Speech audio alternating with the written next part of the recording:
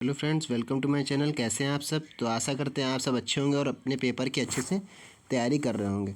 ठीक है, क्योंकि आपके पास ज़्यादा समय बचा नहीं हुआ है, इसलिए मैं इंपॉर्टेंट ही टॉपिक कुछ लेके आया हूं जो आपके पेपर में अक्सर पूछी जाती है। जैसे पहली रिएक्शन है वुर्ज अभिक्रिया। इसका ये जो कुछ ही टॉपिक हैं तो इनको आप ध्यान से अगर देख लेंगे तो आपके पेपर में समझ लिए 10 से 15 नंबर आपके फिक्स हो जाएंगे। ठीक, शुरू करते हैं। सबसे पहला हमारा टॉपिक है वुर्ज अभिक्रिया। वुर्ज अभिक्रिया क्या होती है भाई? देखिए, वुर्ज अभिक्रिया आपने बहुत बार सुना होगा कि पेपर में जैसे पूछ जाता है वुर्ज अभिक्रिया क्या है या इसकी एक रिएक्शन लिखी है, तो आप कैसे लिखेंगे उसको। देखिए, अगर आपसे छोटी सी है डिफिनेशन 2 नंबर में पूछी जाती है। ठीक है, अगर पूछा रहा है वुर्ज अभिक्रिया के बारे में बताइए, वुर्ज अभिक्रिया से आप क्या समझते हैं, तो आपको ऐसे सबसे पहले ये लिख देना है। जितनी डिफिनेशन पर मैं ये सर्किल कर रहा हूँ, जितनी डिफिनेशन पर मैंने ये बॉक्स बनाया हुआ है, ठीक है, सबसे पहले आपको ये डिफिनेशन लिख देनी है। जब जब एल्किल हैलाइड के 2 अणु को शुष्क ईथर की उपस्थिति में सोडियम धातु के साथ क्रिया कराते हैं तो एल्केन प्राप्त होता है। ये है हमारी वुर्ज अभिक्रिया। ठीक है, ये हमारी वुर्ज अभिक्रिया है। जब एल्किल हैलाइड के 2 अणु को लिए जाते हैं और को शुष्क ईथर की उपस्थिति में सोडियम धातु के साथ क्रिया कराते हैं तो एल्केन प्राप्त होता है। देखिए, एल्किल हैलाइड ये है एक और एक ये है एल्किल हैलाइड आर एक्स बोलते हैं इसको। ठीक है, और किसके साथ अभिक्रिया कराई जाती है? सोडियम धातु के साथ अभिक्रिया कराई जा रही है। देखिए 2Na, ठीक है, आर एक्स है ना, plus 2Na plus are x. ये दो अणु किसके हैं? 2 अणु हैं हमारे एल्किल हैलाइड के। ठीक है, और ये जो आप देख रहे हैं बीच में Na, ये है सोडियम धातु का एक अणु। तो किसके साथ क्रिया करा रहे हैं? सोडियम धातु के साथ क्रिया करा रहे हैं। किसकी उपस्थिति में?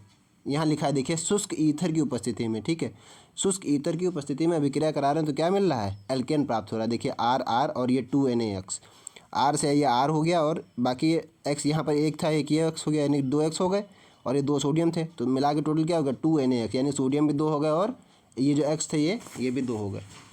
बस ये है हमारी वुर्ज अभिक्रिया थी। फिर आगे बढ़ते हैं, वुर्ज फिटिंग अभिक्रिया। देखिए, है उसी तरह, कन्फ्यूज ना होइएगा। उसमें कह रहा है ओनली वुर्ज अभिक्रिया, इसमें कह रहा है वुर्ज फिटिंग अभिक्रिया। ठीक है, ध्यान दीजिएगा इस चीज़ पे। तो वुर्ज फिटिंग अभिक्रिया क्या होती है? एक अणु एल्किल हैलाइड व एक अणु एरिल हैलाइड को शुष्क ईथर की उपस्थिति में सोडियम धातु के साथ क्रिया कराने पर एल्किल एरिन प्राप्त होता है। ठीक है, यहाँ पर था, देखिए यहाँ पर ध्यान दीजिए, यहाँ पर था केवल एल्किल हैलाइड। ठीक है, एल्किल हैलाइड केवल, यहाँ पर क्या था? यहाँ पर था केवल एल्किल हैलाइड और शुष्क ईथर की उपस्थिति में क्रिया हो रही थी सोडियम धातु के साथ।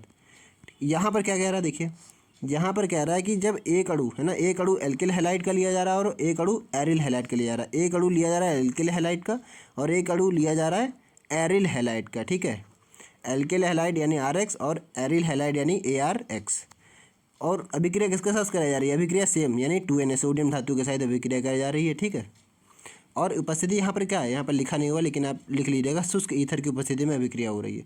तो क्या मिल रहा है? AR माइनस आर है ना, AR डैश आर बोल सकते हैं। देखिए, इसका AR और ये वाला AR एक साथ मिल गए, इसका X बचा, इसका X बचा, तो ऊपर वाले की तरह सेम हो जाएगा। देखिए यहाँ पर जैसे X बचा था 2NaX हो जाएगा, तो यहाँ पर भी 2NaX हो जाएगा। इस अभिक्रिया में हमको क्या प्राप्त होता है? एल्किल एरिन प्राप्त होता है। ठीक है, और इस वाली अभिक्रिया में हमको क्या प्राप्त होता है? इस वाली अभिक्रिया में हमको क्या प्राप्त होता है? केवल एल्केन प्राप्त होता है। ठीक है, कितना था हमारी थर्ड फ्रीडल क्राफ्ट अभिक्रिया। फ्रीडल क्राफ्ट अभिक्रिया क्या होता है? देखिए, निर्जल AlCl3 की उपस्थिति में, AlCl3 यानी एल्युमिनियम क्लोराइड बोल सकते हैं इसको। ठीक है, निर्जल AlCl3 की उपस्थिति में बेंजीन की क्रिया मेथिल क्लोराइड से कराने पर टालुइन बनता है। इस अभिक्रिया को फ्रीडल क्राफ्ट अभिक्रिया कहते हैं। ठीक है, इस अभिक्रिया को क्या कहते हैं? फ्रीडल क्राफ्ट अभिक्रिया कहते हैं। देखिए, आप यहाँ रिएक्शन देख सकते हैं, ये बनी हुई है रिएक्शन। ठीक है, ये रिएक्शन बनी हुई है, क्या है? C6H6 जो बोल रहा था। देखिए क्या बोल रहा था? बेंजीन की क्रिया मेथिल क्लोराइड से कराने पर, और किसकी उपस्थिति में? Aluminium chloride AlCl3। देखिए AlCl3 उपस्थित है यहाँ पर, और क्या है? बेंजीन की क्रिया किससे हो रही है? Methyl chloride. देखिए बेंजीन है C6H6 और ये क्या है? CH3Cl। क्या है? ये मेथिल क्लोराइड बोलते हैं इसको। ठीक है, तो क्या बनता है? टालुइन बनना है। देखिए, ये टालुइन का फॉर्मूला है, देखिए आप नोट कर लीजिए इसको, C6H5CH3, इसको बोलते हैं हम लोग टालुइन। इस अभिक्रिया को फ्रीडल क्राफ्ट अभिक्रिया करते हैं। और अलग क्या बन रही है? HCl एक गैस है, अलग बन रही है कि HCl। ठीक है, तो क्या मिल रहा है? फ्रीडल क्राफ्ट अभिक्रिया इसको बोलते हैं अगर टालुइन मिलता है। ठीक है, बढ़ते हैं अपनी चौथी अभिक्रिया की तरफ। चौथी अभिक्रिया हमारी बोल रही है स्मिट अभिक्रिया बोलते हैं इसको। ठीक है, स्मिट अभिक्रिया। स्मिट अभिक्रिया में क्या है? देखिए, जब एसिटिक अम्ल की क्रिया हाइड्रोजोइक अम्ल से कराते हैं तो मेथिल एमीन बनती है। इस अभिक्रिया को स्मिट अभिक्रिया कहते हैं। यानी कि जब एसिटिक अम्ल है हमारा, ये क्या है? एसिटिक अम्ल है, CH3COOH, जिसे हम लोग बोलते हैं सिरका, है ना, एसिटिक अम्ल। सिरका आप बोल सकते हैं। तो जब एसिटिक अम्ल की क्रिया हाइड्रोजोइक अम्ल से कराते हैं तो मेथिलेमिन बनती है। देखिए ये है हाइड्रोजोइक अम्ल, देखिए N3H, N3H का मतलब नाइट्रोजन के 3 अणु हैं और हाइड्रोजन का 1 अणु है, तो इसको बोलते हैं हम लोग हाइड्रोजोइक अम्ल। और एसिटिक अम्ल के साथ इसकी क्रिया करा रहे हैं तो क्या बनना है, मेथिलेमिन का फॉर्मूला CH3NH2। इस अभिक्रिया को स्मिथ अभिक्रिया कहते हैं। और प्लस अलग क्या बनना है, carbon dioxide and nitrogen gas बन रही। तो ये हमारी स्मिथ अभिक्रिया है।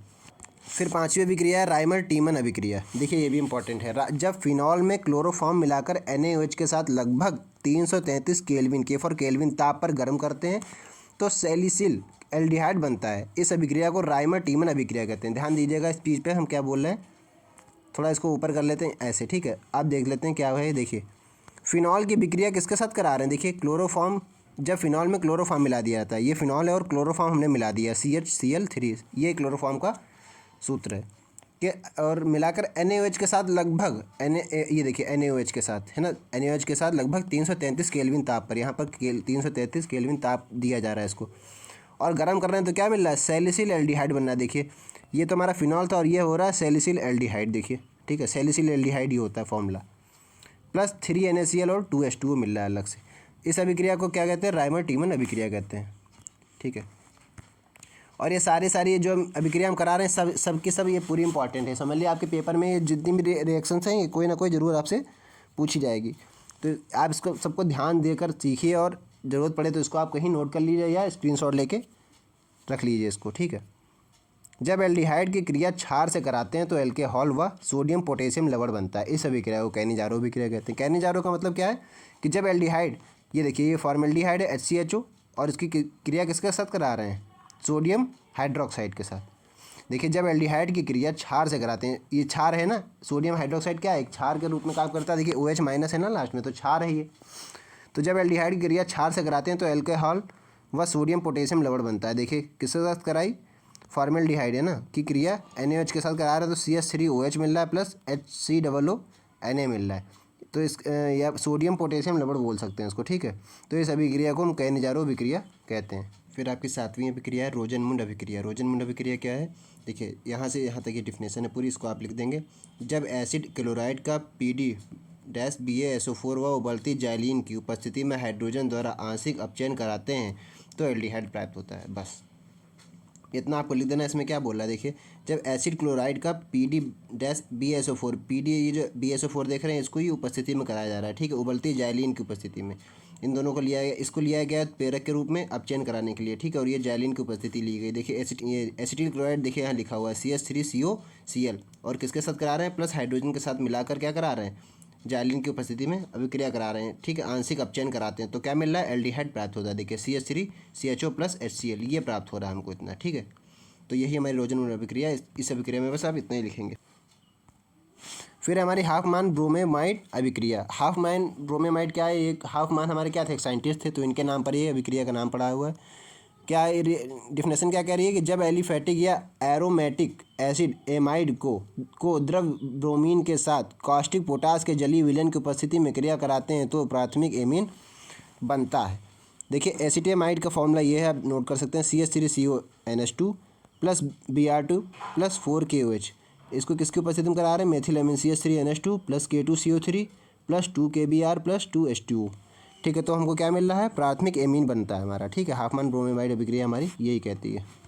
फिर है एल्डोल संघनन। एल्डोल संघनन क्या होता है, देखिए जब कार्बोनिल यौगिक जिसमें अल्फा हाइड्रोजन परमाणु होता है तनु KOH K2CO3 आदि की उपस्थिति में संघनित होकर एल्डोल बनाते हैं, उसे एल्डोल संघनन कहते हैं।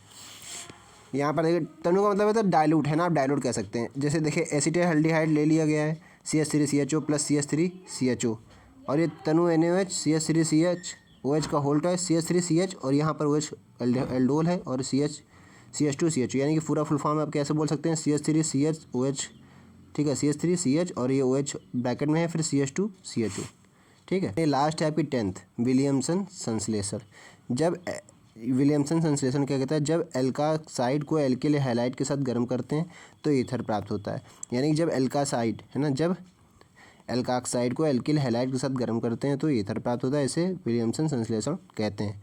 ये आपकी डिफिनेशन, इसको आप लिख सकते हैं क्या है, C2H5ONA प्लस C2H5I ये डेल्टा का मतलब होता है गर्म करने का लोगो है, ठीक है, गर्म करने का साइन है ये। और यहाँ मन क्या रहा है हमको, ईथर मिल रहा है, देखिए C2H5O C2H5 plus NaI sodium मिल रहा है, ठीक है, सोडियम आयोनाइड बोल सकते हैं उसको, NaI, ठीक है।